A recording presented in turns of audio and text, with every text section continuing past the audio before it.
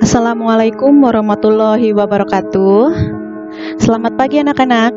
Semoga kalian semua dalam keadaan sehat.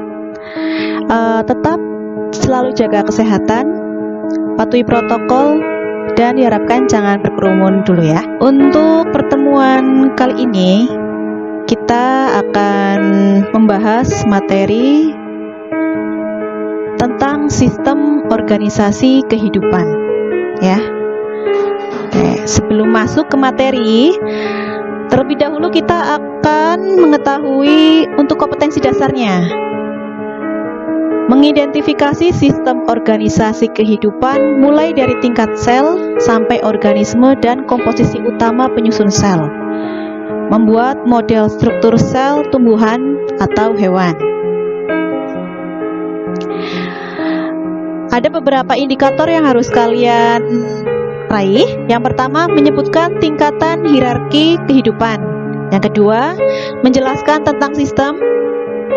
Ketiga, melakukan pengamatan sel dan jaringan dengan menggunakan mikroskop. 4. Menjelaskan pengertian antara sel, jaringan, organ, dan sistem organ. Yang terakhir, menyebutkan 3 contoh sistem organ yang menyusun organisme. Apa itu sel? Sel adalah unit terkecil dari makhluk hidup. Karena yang paling terkecil ya, jadi untuk melihatnya itu harus dibantu dengan menggunakan mikroskop. Kita tidak bisa melihatnya secara langsung ya. Untuk penemu pertama sel adalah Robert Hooke pada tahun 1665. Bagian-bagian dari dinding sel, bagian-bagian dari sel itu sendiri. Yang pertama adalah dinding sel, lapisan paling terluar dari sel. Ini untuk sel tumbuhan dan sel hewan itu berbeda ya. Ini contoh dari sel tumbuhan. Karena sel tumbuhan berarti memiliki dinding sel. Kalau sel hewan itu tidak memiliki dinding sel.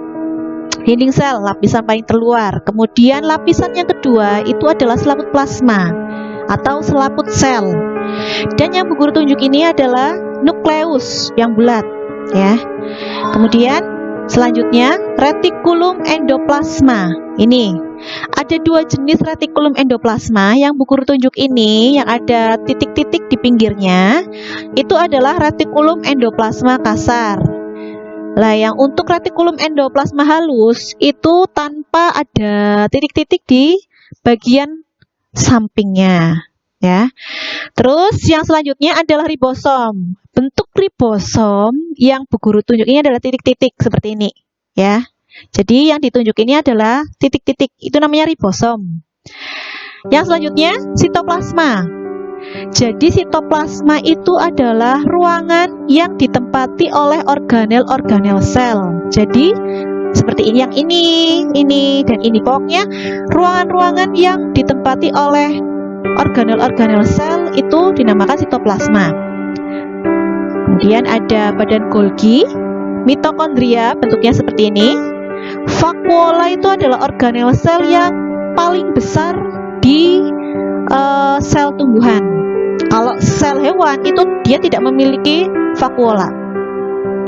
Dan juga kloroplas. Kloroplas juga terdapat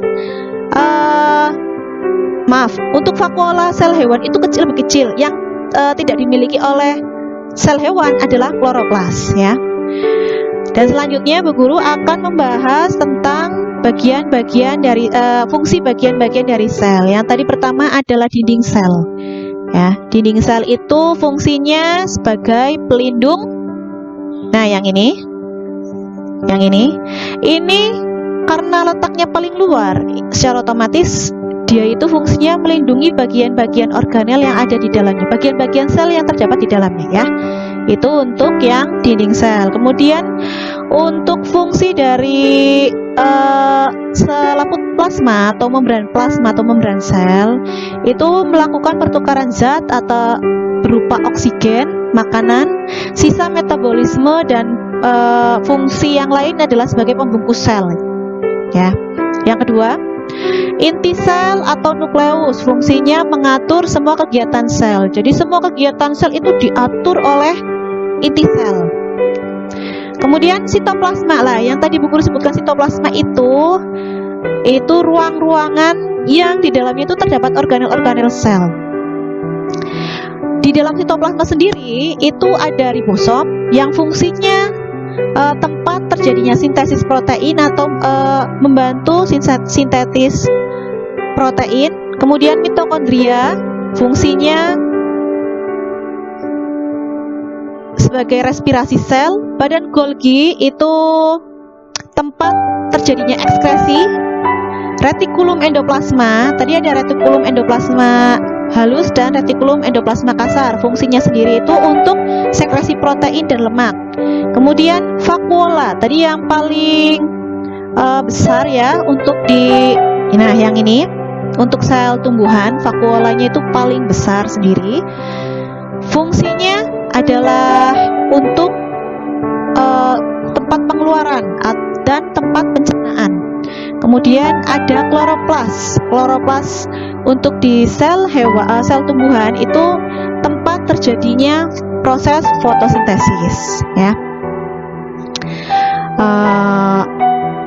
Gitu. Terima kasih. Wassalamualaikum warahmatullahi wabarakatuh.